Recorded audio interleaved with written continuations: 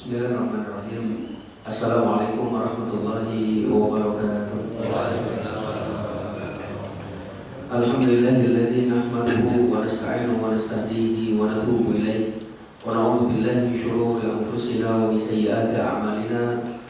May yahdihillahu fala mudilla lahu wa may yudlilhu fala hadiya lahu. Asyhadu an la ilaha illallah wahdahu la syarika lahu wa asyhadu anna Muhammadan 'abduhu wa rasuluhu la nabiyya wa la rasula ba'da.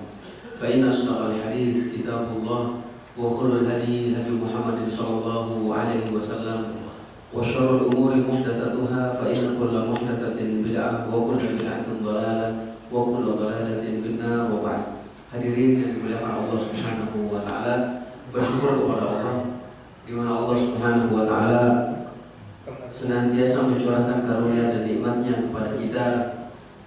Dan pada kesempatan kali ini pun kembali Allah mempertemukan kita semuanya untuk sama-sama menjalankan kewajiban yang telah Allah Subhanahu wa taala tetapkan waktunya, yaitu sholat subuh secara berjamaah, yang insya Allah kita akan lanjutkan untuk sama-sama tawasul bil haq dan tawasul bis sabr, untuk saling berwasiat dalam menetapi kebenaran dan untuk berwasiat untuk menetapi kesabaran.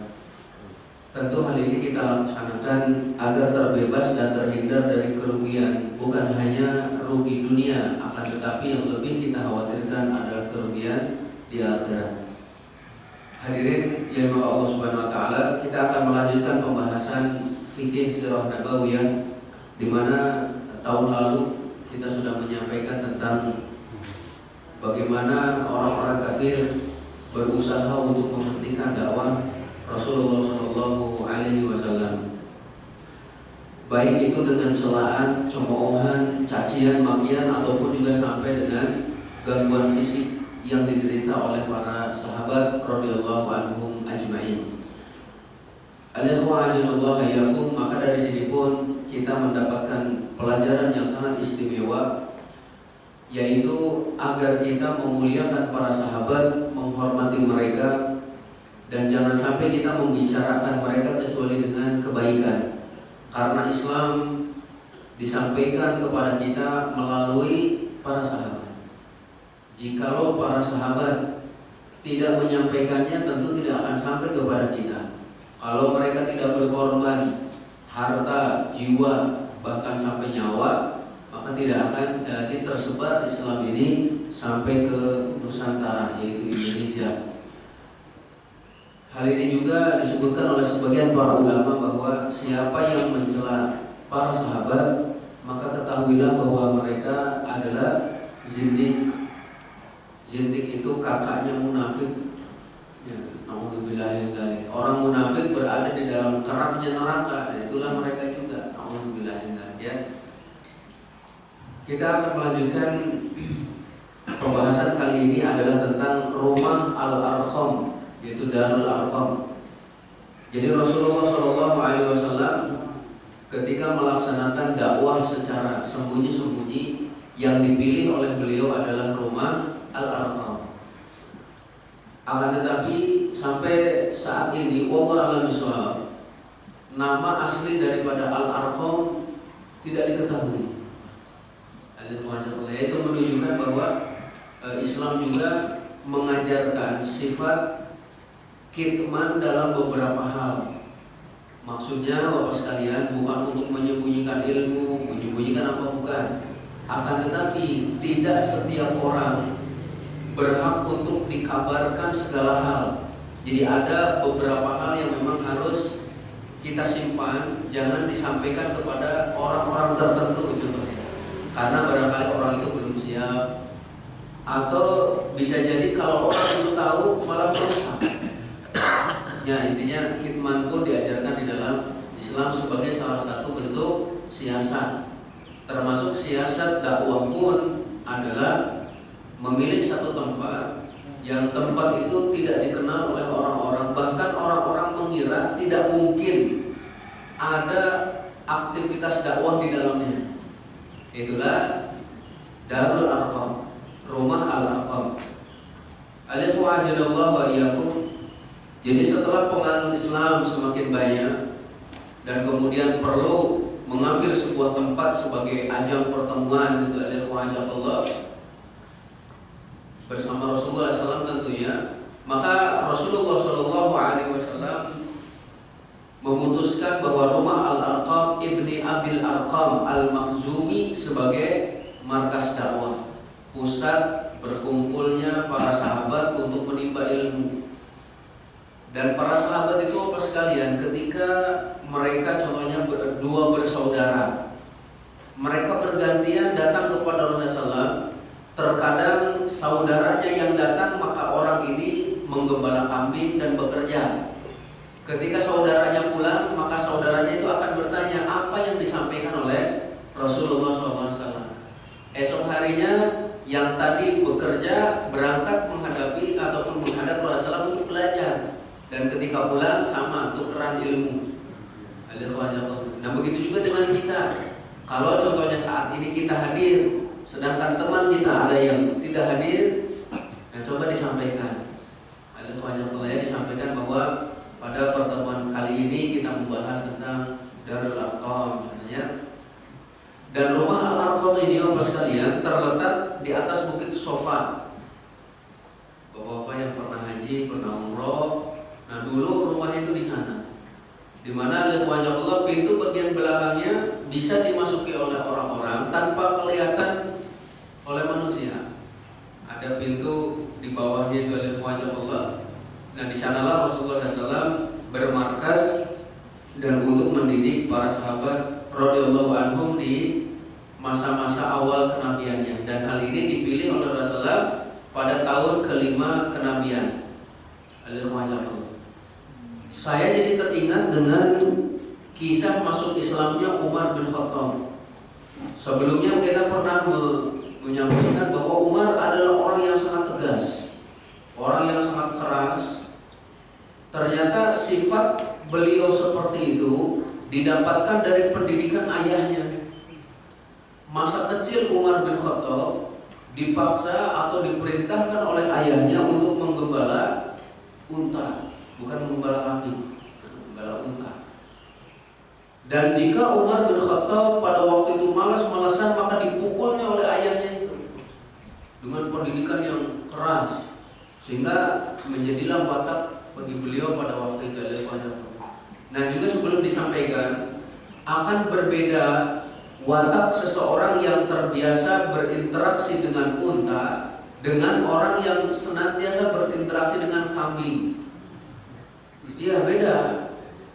Rasulullah SAW pernah menyatakan tidak ada seorang nabi pun kecuali dirinya pernah menggembala kambing, bukan unta.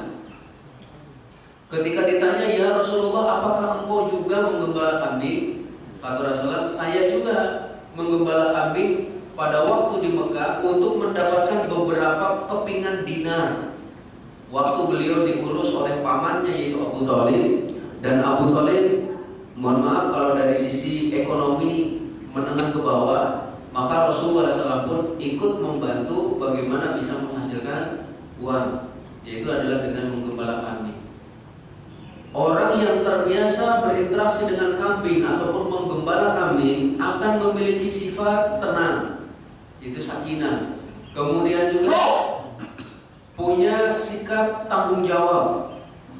Akan tetapi walaupun seperti itu mereka berani, karena mereka harus siap berhadapan dengan serigala. Jadi mereka, Masya Allah, akan dididik oleh Allah Subhanahu Wa Taala.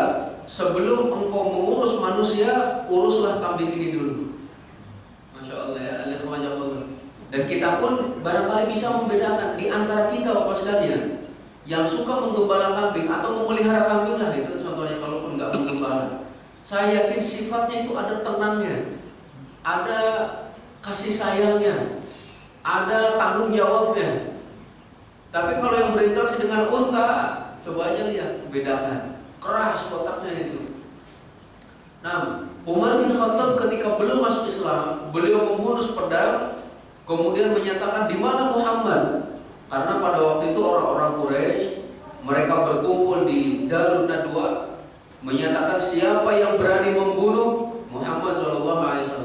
Umar bin Khattab seorang pemberani menyatakan saya yang akan membunuhnya.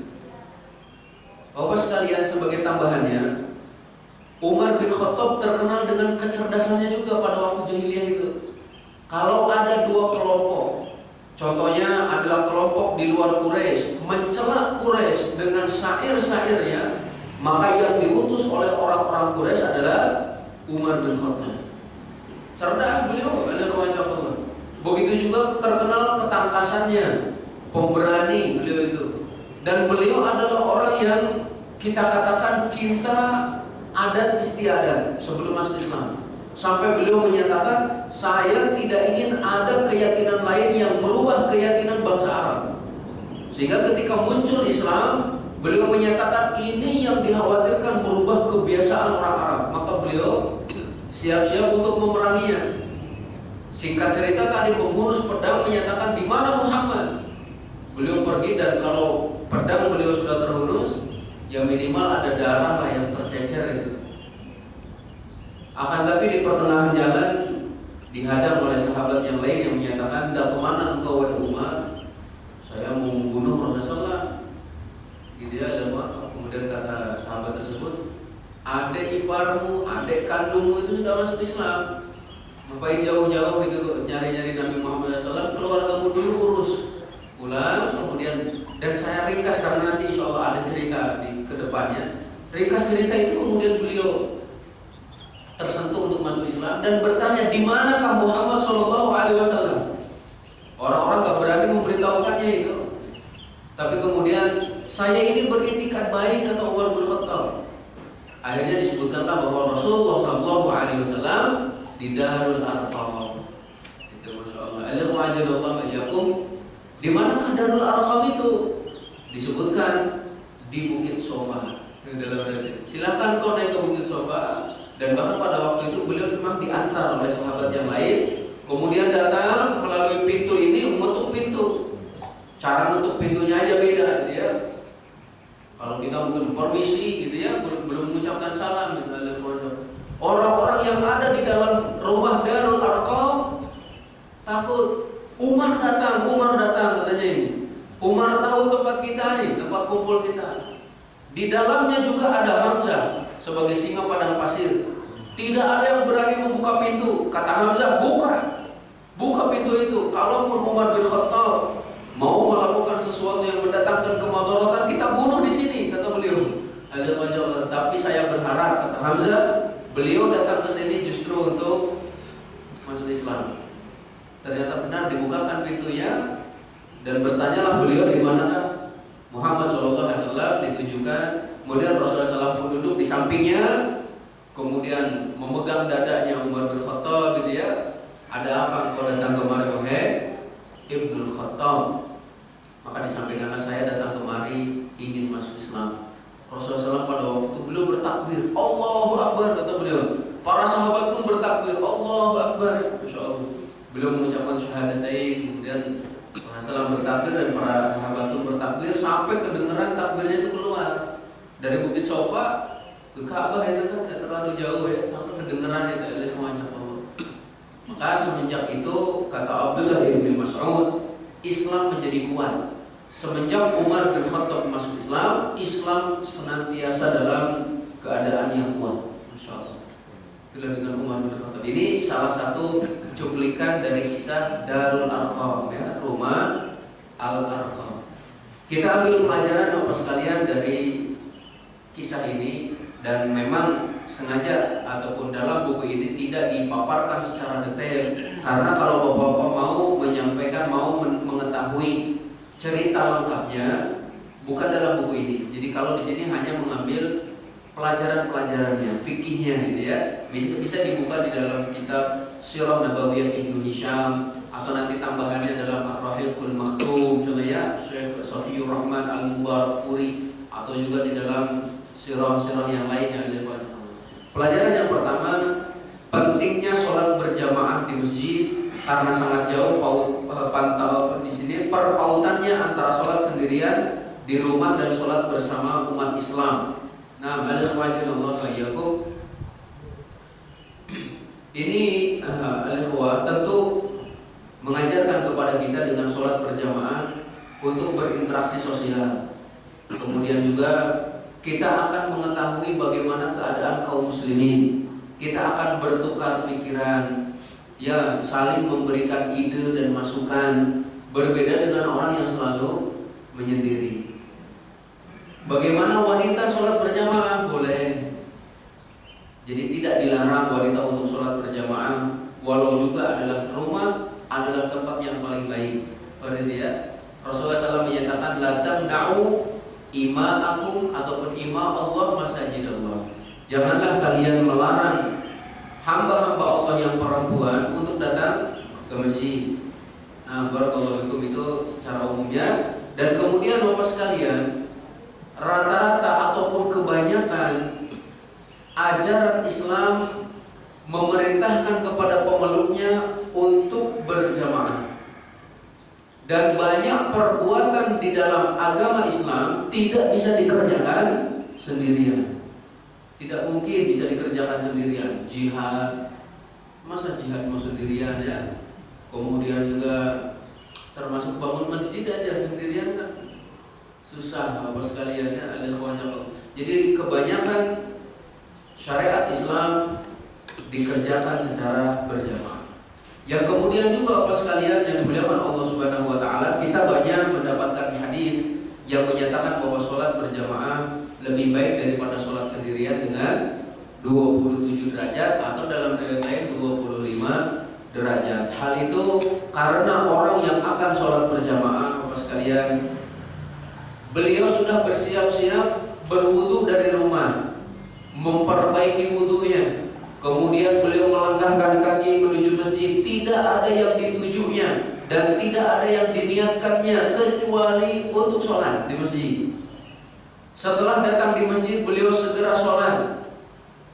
Lantas kemudian Bapak sekalian, semua malaikat itu akan menyatakan dan berdoa, Allahumma sholli alaihi, Allahumma gfir lahu, Allahumma arhamhu.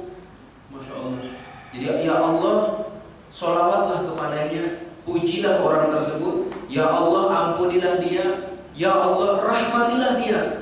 Walam tazal al malaikatu tusolli alaihi madama fi musallahu alladhi shalla fihi. Malaikat itu terus mendoakan orang tadi selama orang tadi berada di tempat sholatnya, selama belum berhadas. Masya Allah.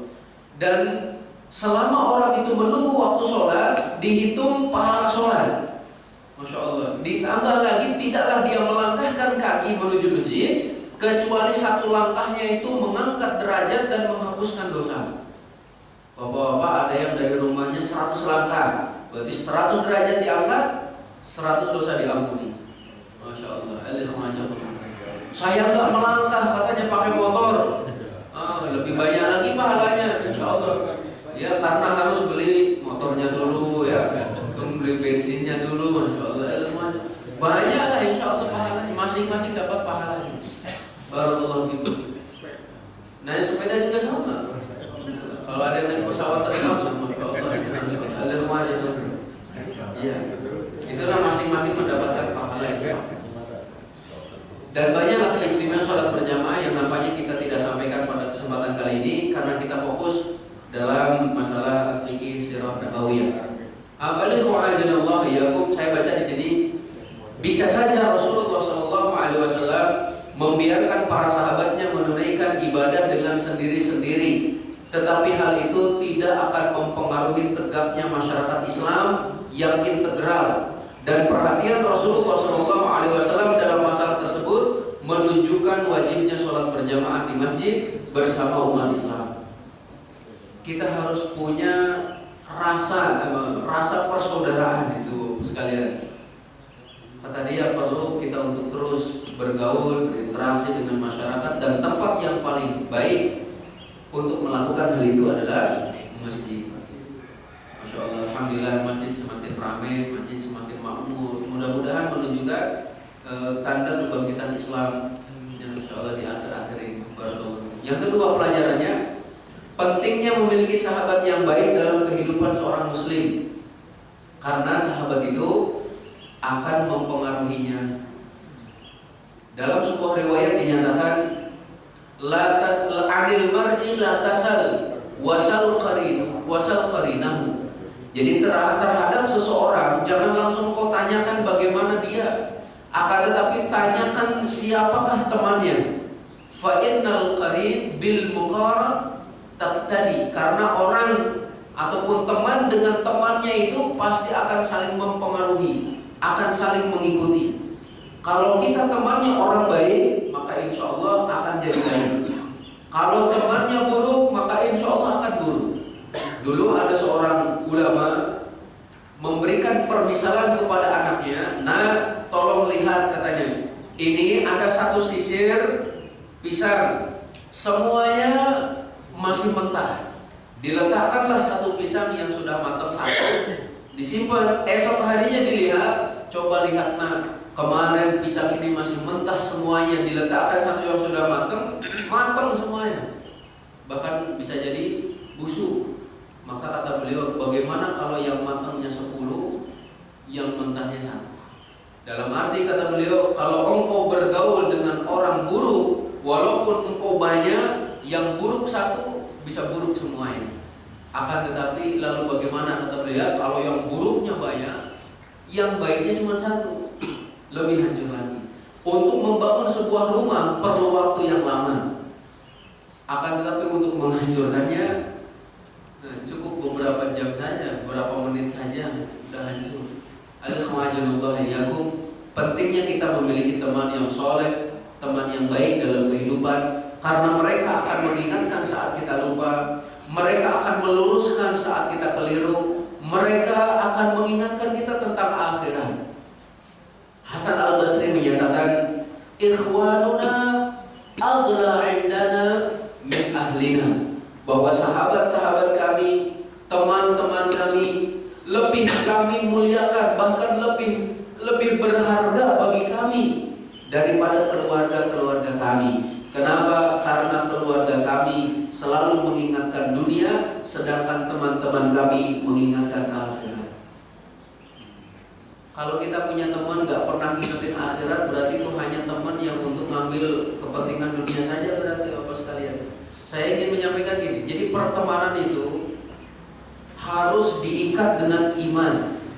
Karena itu Allah menyatakan innamal mu'minuna ikhwah. Jadi Allah mengikat pertemanan karena iman. Hanya saja orang-orang yang beriman itu bersaudara. Persaudaraannya karena iman, bukan karena dunia, bukan karena pekerjaan.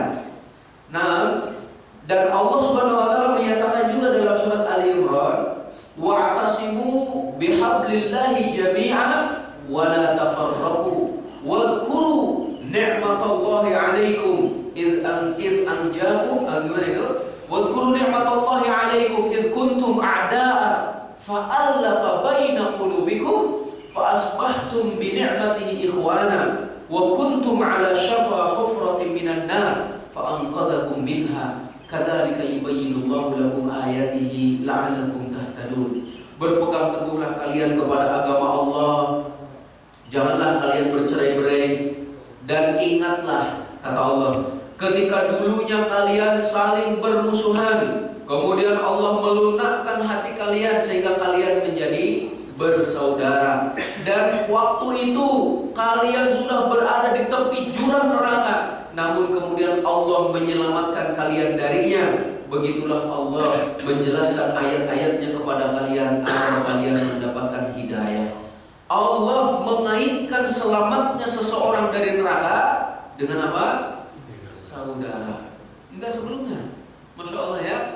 Ingatlah kata Allah yang pertama. Tadi memang perintah untuk berpegang kepada ajaran Allah, agama Allah. Tapi ingatlah waktu itu kalian masih berperang, bertikai, kemudian juga bermusuhan. Kemudian dilunakkan hati kita, disatukan hati kita sehingga menjadi bersaudara. Dan kalian pun waktu itu sudah di tepi jurang neraka. Kemudian kami selamatkan, menyelamatkan hamba Allah dari dalam neraka dikaitkan dengan pertemanan karena iman. Masya Allah. Karena itu juga Bapak sekalian, kata para ulama, di antara nikmat paling agung Bapak sekalian, tentu yang seorang hamba dapatkan adalah ketika dirinya selamat dari neraka, dan sebabnya punya teman yang soleh.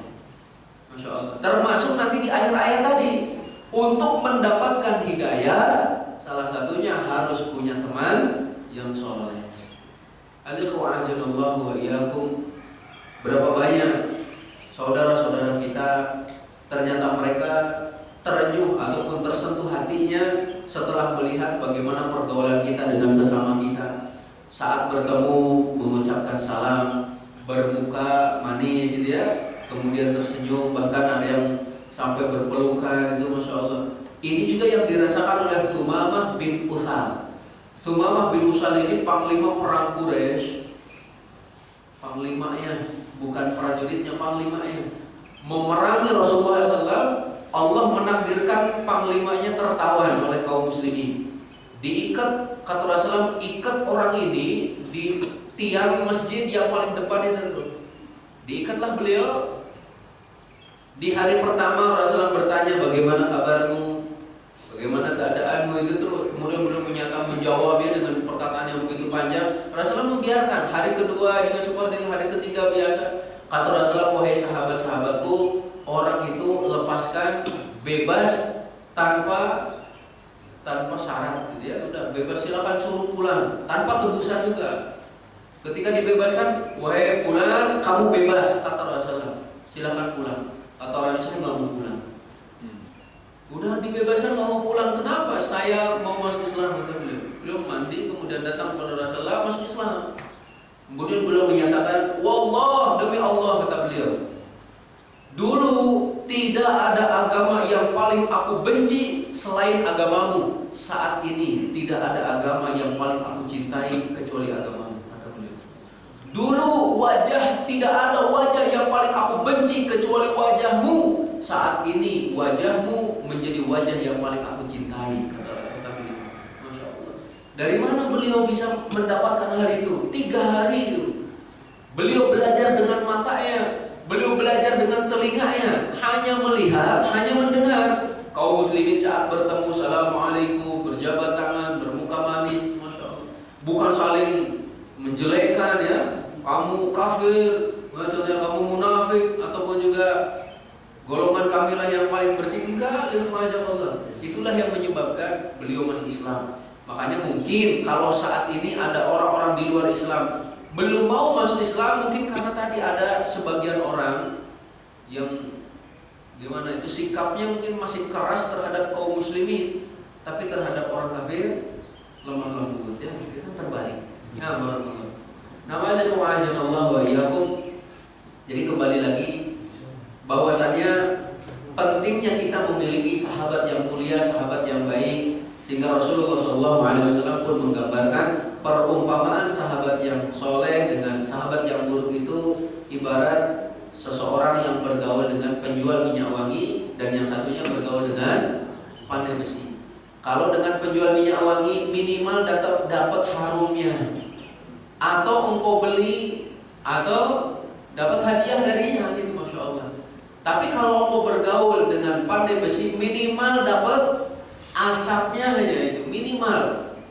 Allah. Kalau tidak ya udah malah kebakar. Barakallahu fikum. Alhamdulillah wa iyyakum. Itulah pentingnya memiliki sahabat sekali lagi. Dan nanti di hari kiamat ada satu kelompok manusia, mereka bukan para nabi, bukan pula orang yang mati syahid. Akan tetapi para nabi dan orang-orang yang mati syahid menginginkan derajat itu. Mereka menyatakan siapa mereka. Jadi mereka mendapatkan cahaya yang begitu sempurna, mereka punya mimbar. Ternyata mereka adalah orang yang saling mencintai karena Allah, bersahabat karena Allah. Suatu hari Rasulullah SAW juga menceritakan, dulu ada seorang malaikat yang diutus kepada seorang laki-laki yang hendak menemui sahabatnya di seberang sana. Turun malaikat dan bertanya, wahai fulan, hendak kemana engkau? Kata laki-laki ini, saya mau mengunjungi sahabat saya karena Allah, saya mencintainya karena Allah. Kata malaikat yang menyerupai laki-laki ini, mungkin kau punya alasan lain, mungkin karena bisnis, mungkin karena hal lain gitu ya, yang engkau inginkan dari sahabatmu itu. Kata temannya, demi Allah tidak, saya mengunjunginya karena Allah. Malaikat itu kemudian menyatakan, saya adalah utusan Allah, saya ingin memberitahukan kepadamu bahwa Allah telah mencintaimu sebagaimana engkau telah mencintai saudaramu karena Allah. Pada hari kiamat juga Allah nanti akan menyatakan, ainal mutahabbuna fiyya, di mana orang-orang yang saling mencintai karenaku. Aina al-mutabadzilina fiyya, di mana orang yang saling memberi karenaku. Aina al-mutazawirina fiyya, al-mutazawiruna fiyya, di manakah orang yang saling mengunjungi karenaku. Al-yauma uzilluhum fi dhilli yauma la dhilla illa dhilli. Pada hari ini akan aku naungi mereka, dia di mana tidak ada lagi naungan kecuali naunganku. Kita semuanya saling mencintai karena Allah Subhanahu wa taala. Maka mudah-mudahan masuk dalam hadis ini. Imam Syafi'i menyatakan, uhibbus shalihin wa lastu minhum, la'alli an anala syafa'ata bihim. Saya cinta orang soleh walaupun aku bukan orang soleh, kata beliau. Mudah-mudahan aku dapat syafaat mereka. Wa akrahu man tijaratuhul ma'asi wa in kunna fil bida'ati sawa, kata beliau. Aku membenci orang yang pekerjaannya buruk, orang yang jual belinya buruk, gitu ya, ataupun yang barang dagangannya adalah kemaksiatan, kata beliau. Walaupun kita sama dalam jual beli, sama dalam barang dagangannya. Imam Syafi'i merendah, belum menyatakan aku ini bukan orang soleh. Masya Allah, padahal beliau orang soleh. Makanya Imam Ahmad, teman sekaligus muridnya, beliau menyatakan, tuhibbus sholihina wa anta minhum. Engkau mencintai orang soleh dan engkau termasuk orang soleh, kata Imam Ahmad. Masya Allah, Masya Allah. Itu diantara pelajarannya secara ringkas, termasuk nanti kita tutup pembahasan yang kedua ini, pelajaran yang kedua, dengan doa kita, ihdinas siratal mustaqim siratal ladzina an'amta 'alaihim ghairil maghdubi 'alaihim waladdallin. Siapakah jalan yang mendapatkan nikmat? Yang dapat nikmat itu kalangan nabi, siddiqin, syuhada, sholihin. Wa may yuti'illaha war rasula fa ulaika ma'al ladzina an'ama Allahu 'alaihim minan nabiyyin wasiddiqin wasyuhada wassolihin wa hasuna ulaika rafiqa.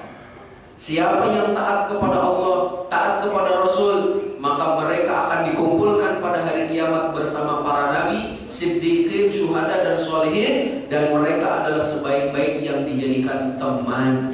Masya Allah.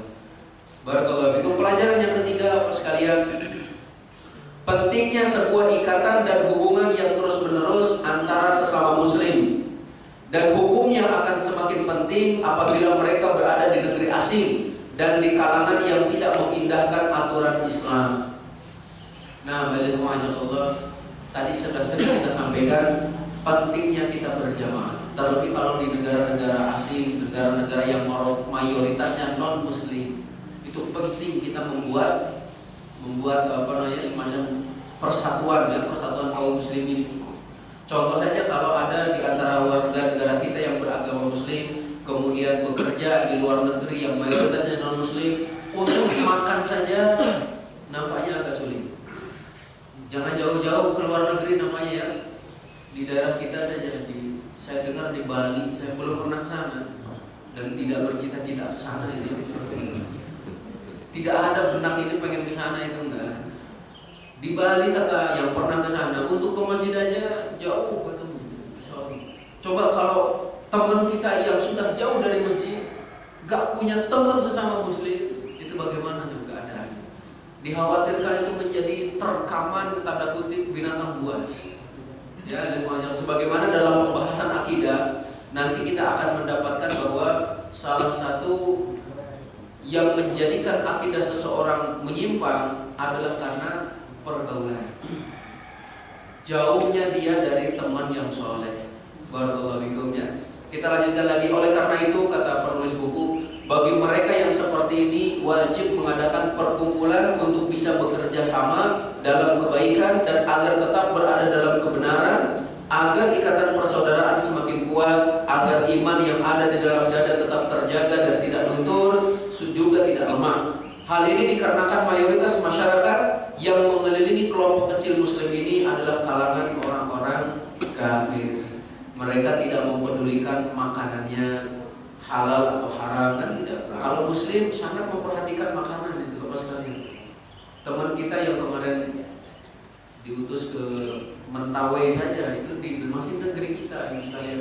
Di sana banyak muslimnya, akan tapi karena pedalaman, pakaiannya saja masih menunjukkan pakaian pedalaman, makanannya sebagian masih makan babi.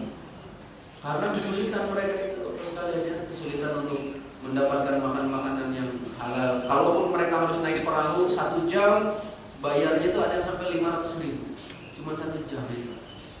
Karena mahalnya bensin, satu liternya sampai 50 ribuan katanya. Oh, alhamdulillah ya. Barakallahu fikum.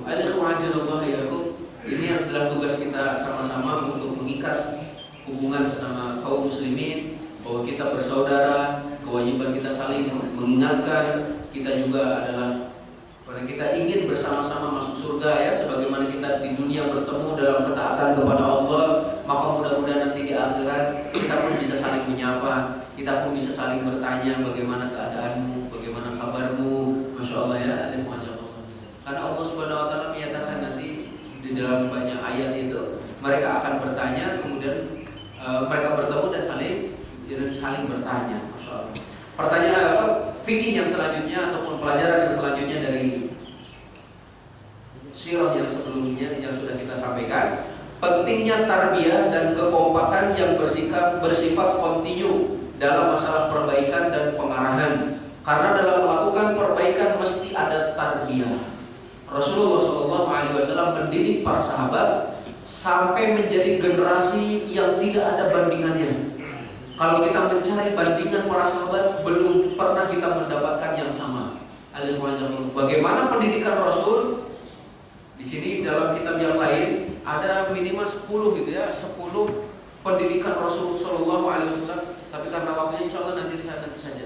Jadi yang menjadikan generasi itu solid, menjadikan generasi itu mau mengeluarkan apapun yang mereka miliki demi Islam, karena 10 hal itu pendidikannya. Alhamdulillah ya. Dan juga Bapak sekalian yang dibawa Allah Subhanahu Wa Taala, tarbiyah ataupun pendidikan itu mestinya mengisi 3 ruang. Yang pertama adalah hati, yang kedua adalah akal, dan yang ketiga adalah jasad. Tarbiyah harus meliputi 3 hal ini Bapak sekalian. Jangan hanya mementingkan jasmani, jangan hanya mementingkan otak ataupun akal, namun melupakan hati. Tapi ketiga-tiganya harus ada. Nah, berkenaan dengan akal, silahkan pelajari matematika, fikih, kimia, kemudian yang lainnya lah, ada semacam Allah.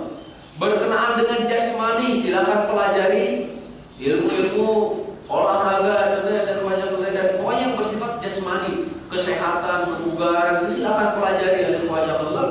Nah, yang berkaitan dengan hati, maka itu juga harus menjadi titik utama kita, titik perhatian utama kita. Karena dengan baiknya hati, maka baik seluruh anggota tubuh. Dan semuanya itu tergambar dan terangkum di dalam Al-Quranul Karim. Al-Quran memperhatikan masalah hati, Al-Quran memperhatikan masalah akal. Disebutkan dalam Al-Quran, afala ta'qilun, afala yatadabbarun al-Quran, afala tafqahun, ya. Itu kan perintah untuk menggunakan akal. Berkenaan dengan jasmani, wa'iddu lahum mastata'tum min quwwah, persiapkan olehmu dari kemampuan ataupun kekuatan yang kalian miliki apapun. Masya Allah, ada kewajiban itu kan memperhatikan 3 aspek: jasmani, akal, dan rohani. Ada kewajiban. Nah, sebagian institusi yang ada, sebagiannya hanya memikirkan otak saja, sehingga ketika datang dalil dari Al-Quran dan hadis, karena nggak masuk otak, nggak diterima. Barakallahu fikum. Dan kemudian juga Bapak sekalian, yang namanya tarbiyah perlu waktu. Tidak akan kita mendapatkan ilmu yang begitu banyak hanya dalam satu majelis. Siapa yang menginginkan selesai satu kitab dalam satu majelis, maka ketika pulang ke rumah pun hilangnya pun sekaligus. Rasulullah ada seorang ulama menyatakan, man roma ilma jumlatan roma anhu jumlatan, ataupun dhahaba anhu jumlah. Siapa yang menginginkan menguasai satu ilmu dalam satu kali duduk secara sekaligus, maka hilangnya pun sekaligus. Makanya kita sedikit-sedikit yang penting masuk, Bapak sekalian. Setengah jam yang penting masuk, alhamdulillah. Daripada banyak pulang-pulang habis semuanya, nggak ada yang tersisa. Barakallahu. Dan Imam Syafi'i pun beliau menyatakan lan tanalal ilma illa bisittah. Tidak akan mendapatkan ilmu kecuali dengan 6 perkara. Salah satunya adalah tulus zaman, panjangnya masa. Maka alhamdulillah kita sudah berganti tahun, kan sudah 1 tahun sekalian ya. Dari tahun 2018, sekarang udah 2019. Allah ya, mudah-mudahan terus berlanjut. Dalam arti karena memang yang namanya tarbiyah perlu waktu. Sekali lagi. Alhamdulillah. Saya baca lagi di sini.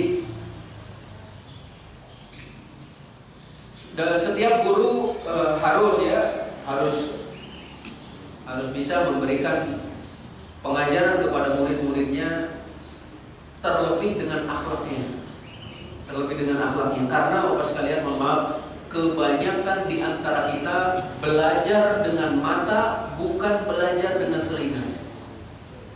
Maksudnya gini.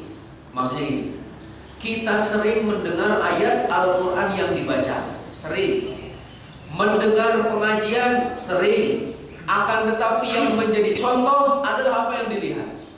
Ya, barangkali seorang anak dinasihati oleh ayahnya, "Nah, gak boleh merokok, itu membunuhmu, bisa menyebabkan penyakit kanker, gangguan janin, ya, kemudian juga kehamilan dan janin selanjutnya." Tapi bapaknya merokok. Si anak itu akan tetap menyatakan, "Yang benar, saya boleh merokok." Maka dulu ada anak kecil dibawa jalan-jalan, di pertengahan jalan itu beliau membaca pelangkai itu, dilarang merokok itu. Tapi kata anak kecil itu, "Keluarga saya ngerokok sehat aja." Jadi seakan-akan membantah apa yang sudah disampaikan walaupun itu ilmiah. Insyaallah ya. Maka dalam Al-Quran pun disebutkan, Bapak sekalian yang Bapak Allah Subhanahu Wa Taala, di awal manusia dilahirkan ke dalam dunia ini tidak punya ilmu, tapi Allah menyediakan yang pertama pendengaran, penglihatan, kemudian hati. Masya Allah. Dan kebanyakan manusia sekali lagi belajar melalui pandangan. Itu yang akan dijadikan contoh. Maka para guru, para ustadz, para alim, para ulama, yang pertama harus diperbaiki adalah pribadinya. Itu yang akan dilihat oleh masyarakat. Jazakumullah khair. Mungkin sampai di sini dulu yang kita sampaikan. Sisanya sisa waktu untuk saya jawab. Kalau bisa saya jawab. Kalau tidak, jadikan PR insyaallah. Jazakumullah. Alhamdulillah, jazakallahu khairan. Pada ustaz kita yang akan menyampaikan pelajaran pagi ini itu terkait kisah tentang Umar bin Khattab masuk Islam di Darul Arqam. Di tempat itulah Umar bin Khattab mengucapkan syahadat di hadapan Rasulullah Sallallahu Alaihi Wasallam yang disaksikan oleh para sahabatnya yang hadir pada saat itu. Ada berucapan Umar bin Khattab, saya pernah baca, ada asyhadu an la ilaha illallah wa annaka Rasulullah. Dan mulai saat itu Umar bin Khattab menjadi pengikut Islam, bahkan jadi tokoh Islam yang sangat setia. Yang menjadi pertanyaan kita sekarang adalah bagaimana dengan kita yang sudah setiap tahun bertahun-tahun kita mempelajari Islam, masuk Islam, bagaimana keadaan kita pada Allah dan takwa kita pada Allah SWT dan keadaan kita pada Rasulullah SAW. Mudah-mudahan semua menjadi pelajaran untuk kita, dan kita langsung saja pada sesi tanya jawab. Disediakan Bapak dan Ibu. Satu Bapak, ada Ibu dua, Ibu ada Ibu. Terima kasih. Assalamualaikum warahmatullahi wabarakatuh. Saya ingin bertanya, Ustaz, apakah kalau kita belajar itu harus pakai guru gitu, Ustaz? Terima kasih. Satu lagi.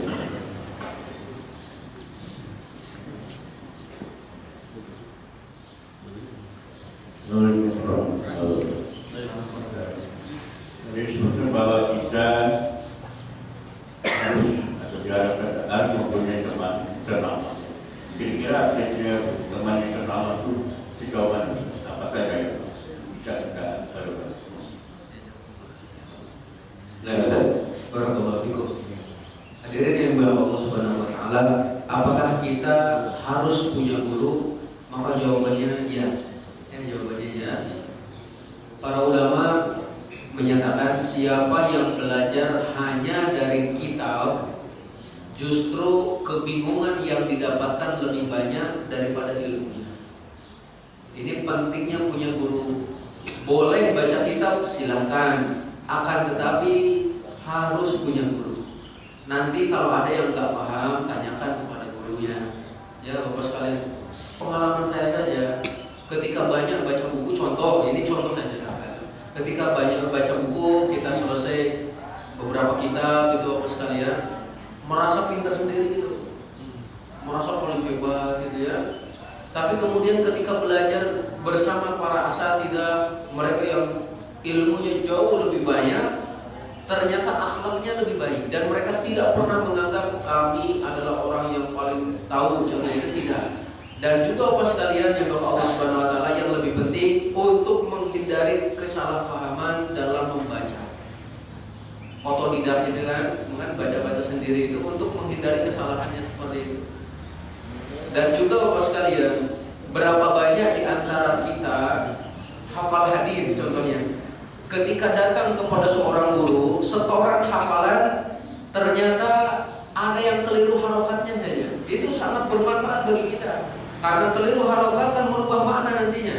Ada yang merasa paham, hafal, tapi ternyata kata guru yang memang sudah memiliki sanad misalnya, ini maksudnya kayak gini. Terkadang juga Bapak sekalian, jadi maka Allah Subhanahu wa taala, kita hanya membaca terjemahan bukan buku asli. Ini juga yang banyak menjadikan kesalahpahaman juga. Karena terjemah itu terkadang mereka mengambil satu kalimat, kemudian intinya apa itu? Dan ternyata sebagian kalimat itu terkadang tidak terjemahkan, ya, tidak diterjemahkan. Nah itulah yang membawa seseorang kepada keliru pemahaman. Jadi mestinya kita memiliki guru. Imam Syafi'i saja gurunya lebih dari 1000 Mas kalian. Kita yang ngaku bermadhab Syafi'i, gurunya berapa? Kalau ngaku-ngaku madhab Syafi'i tapi gurunya nggak ada, aduh Masya Allah, kurang ya. Atau gurunya hanya 1-2, kurang, perbanyak gurunya. Silakan, Masya Allah, banyak Allah ya. Kemudian yang masalah yang kedua, untuk masalah teman yang seperti apakah kriterianya? Bapak sekalian yang Bapak Allah Subhanahu wa taala, teman tentu tadi yang digarisbawahi adalah yang memiliki iman, ya, mereka adalah teman seakidah dengan kita. Dan kemudian mereka adalah orang yang tidak takut kecuali hanya kepada Allah. Karena mohon maaf, banyak orang yang berteman berani menasehati orang lain, tapi nasihati temannya nggak mau. Ya, banyak yang kayak gitu, mohon maaf. Sesama teman dibiarkan saja kalau keliru, tapi kalau pada orang lain berani dia menyampaikan nasihat. Kita punya teman yang tidak takut kecuali hanya kepada Allah, tidak takut celaan, tidak takut cemoohan, ya, Masya Allah. Termasuk Bapak sekalian yang maka Allah Subhanahu wa taala, satu hal yang harus kita sesali, jika sampai saat ini tidak ada yang pernah menyampaikan teguran pada diri kita. Karena hakikatnya kita nggak punya teman. Teman itu harus mengingatkan, akhi, ukhti, antum ini kelihatannya akhir-akhir ini kok malas sekali ke ada apa nih? Akhir-akhir ini saya melihat antum ini contohnya terlalu sibuk dengan game, contoh gitu ada semuanya. Itu kan mengingatkan kita ada wajah. Jangan sampai kita melakukan perbuatan maksiat malah dikompor-kompori, lanjutin kan gitu ya. Jadi seperti itu. Jadi intinya satu akidah dengan kita, memiliki sifat berani, tentunya adalah karena Allah Subhanahu wa taala, dan mereka yang menginginkan kebaikan buat kita bukan hanya di dunia tetapi nanti di akhirat. Itulah minimal konsep ataupun beberapa sifat yang harus kita miliki dari teman-teman kita ataupun teman-teman kita yang kita pergauli, ya, bergaul. Itu secara ringkas kalau ada Masih ada lagi Ibu? Cukup? Alhamdulillah terjabat. Terima kasih sekali lagi untuk Ustaz kita. Semoga Allah menambah kebaikan untuk beliau dan untuk kita semua. Dan untuk besok pagi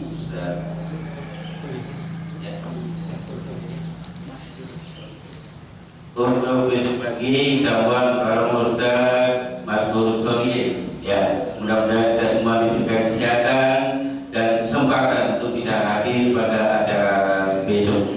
Dan pada kali kita pada pagi hari ini sama-sama kita tutup dengan hamdalah dan doa kafaratul majlis. Alhamdulillahirabbil alamin. Subhanakallahumma wa bihamdika asyhadu an la ilaha illa anta astaghfiruka wa atubu ilaik. Wa billahi taufiq wal hidayah.